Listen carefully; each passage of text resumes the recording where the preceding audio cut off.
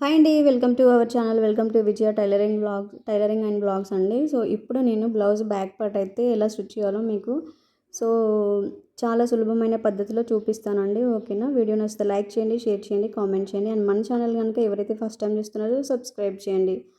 ఎవరైతే రెగ్యులర్గా ఇంట్రెస్ట్గా ఖచ్చితంగా స్టిచ్చింగ్ నేర్చుకోవాలి అనుకున్న వాళ్ళు ఈ ఛానల్ని ఖచ్చితంగా సబ్స్క్రైబ్ చేయండి అండ్ ఫాలో కండి. ఓకేనా? ఇప్పుడైతే బ్యాక్ పార్ట్ కోసం నేను నడింపట్టికి వేసే క్లాత్ని అయితే స్టిచ్ చేస్తున్నాను. ఓకేనా? ఇప్పుడు ఇది కూర ఉన్న క్లాత్ను కట్ చేసుకున్నాం కదా, మనము దాన్ని ఇలా స్టిచ్ చేసుకొని పక్కన పెట్టుకున్న తర్వాత బ్యాక్ పార్ట్ మెయిన్ క్లాత్ను లైనింగ్ క్లాత్ తీసుకొని నీట్గా ఇలా ఫస్ట్ గల్ల దగ్గర అటు ఇటు గల్ల దగ్గర షోల్డర్స్ దగ్గర జాయింట్ చేయండి. అప్పుడు మీకు క్లాత్ అనేది జారకుండా గల్ల రౌండ్ క్లాత్ అనేది కరెక్ట్గా మనకి నిలబడి ఫస్ట్ షోల్డర్స్ దగ్గర జాయింట్ చేయండి. ఇట్లా నీట్గా సర్దుకున్న తర్వాత వీడియోలో చూపిస్తున్న విధంగా ఇలా షోల్డర్స్ దగ్గర ఇలా జాయింట్ చేయండి. ఇలా ఫస్ట్ నీట్గా బ్లౌజ్ మెయిన్ క్లాత్ను లైనింగ్ క్లాత్ని నీట్గా సర్దుకున్న తర్వాత ఇలా షోల్డర్స్ జాయింట్ చేసిన తర్వాత ఇప్పుడు గల్ల చుట్టూ ఒక స్టిచ్ అయితే వేయండి. క్లాత్ కదలకుండా నీట్గా చూసుకుంటూ చేతులతోటి క్లాత్ని అనేది ఎక్కడ ముడతలు లేకుండా నీట్గా సర్దుకోవాలండి. చాలా ఇంపార్టెంట్ ఇది. ఎక్కడైనా ముడతలు వచ్చినా కూడా మనకి బ్లౌజ్ అనేది బాగోదు.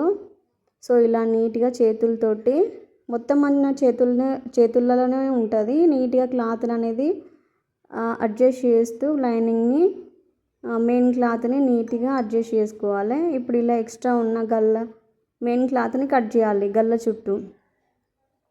ఇప్పుడు బ్యాక్ సైడ్ తిప్పేయండి మెయిన్ క్లాత్ సైడ్.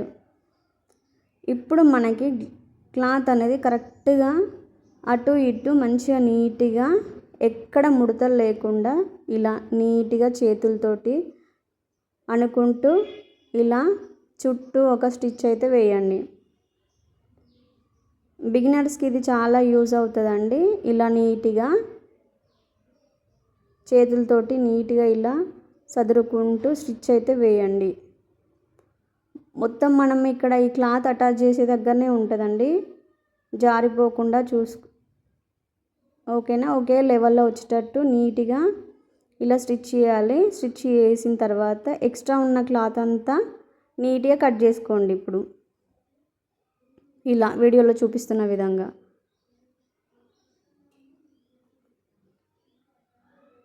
ఇలా ఎక్స్ట్రా ఉన్న క్లాత్ అంతా నీట్గా కట్ చేసుకోండి.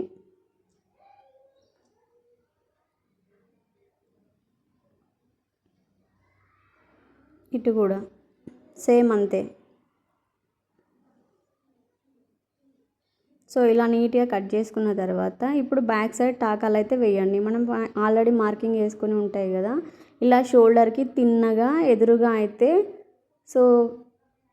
ఇలా వీడియోలో చూపిస్తున్న విధంగా ఒక 1/2 ఇంచ్ డిఫరెన్స్ తోటి ఇలా వీడియోలో చూపిస్తున్న విధంగా పైకి వచ్చేసరికి సన్నగా రావాలి. ఇలా ఇంకొక సైడ్ కూడా సేమ్ అదే మెజర్మెంట్ తోటి అదే లెంత్ తోటి అయితే మనము ఒక స్టిచ్ అయితే వేయాలి ఇలా నీట్గా. ఇప్పుడు క్లాత్ని మన సైడ్ అనుకొని ఇప్పుడు కూర ఉన్న క్లాత్ అనేది మనకి లెఫ్ట్ సైడ్ రావాలి. ఇలా వీడియోలో చూపిస్తున్న విధంగా ఇలా పెట్టుకొని నడుము పట్టి అయితే జాయింట్ చేయాలి. ఇప్పుడు మనం టాకాలు వేసిన దగ్గర చిన్న ప్రిల్ పెట్టుకోవాలి. ఇలా నీట్గా పాదమించుతోటి కుట్టుకుంటూ వెళ్ళి మళ్ళీ ఇంకో టాకా దగ్గర చిన్న ప్రిల్ పెట్టుకోవాలి. ఇలా స్టిచ్ చేసిన తర్వాత ఎక్స్ట్రా ఉన్న క్లాత్ కట్ చేయండి. ఇప్పుడు టాప్ స్టిచ్ ఒకటి వేయండి వీడియోలో చూపిస్తున్న విధంగా. ఓకేనా? ఇలా వేసిన తర్వాత యాక్చువల్గా చాలామంది ఇలా వదిలేస్తారు, కానీ ఇప్పుడు నేను ఈ క్లాత్ని లోపలికి ఫోల్డ్ చేసి ఇలా ఒక స్టిచ్ అయితే వేస్తాను. ఎందుకంటే మనకి హెమ్మింగ్ చేసేటప్పుడు కరెక్ట్ వస్తుంది. హెమ్మింగ్ చేసిన తర్వాత ఆ కుట్టి ఇప్పుకుంటే సరిపోతుంది. ఓకేనా? ఇదండి బ్యాక్ పార్ట్ స్టిచ్చింగ్ అయితే. వీడియో నచ్చితే లైక్ చేయండి, షేర్ చేయండి, కామెంట్ చేయండి. అండ్ మన ఛానల్ కనుక ఫస్ట్ టైం చూస్తే సబ్స్క్రైబ్ చేయండి. Thank you for watching. చూసారు కదా ఎంత నీట్గా వచ్చిందో అటు ఇటు బ్లౌజ్ అయితే. ఓకే అండి, ఇదండి video. Thank you for watching.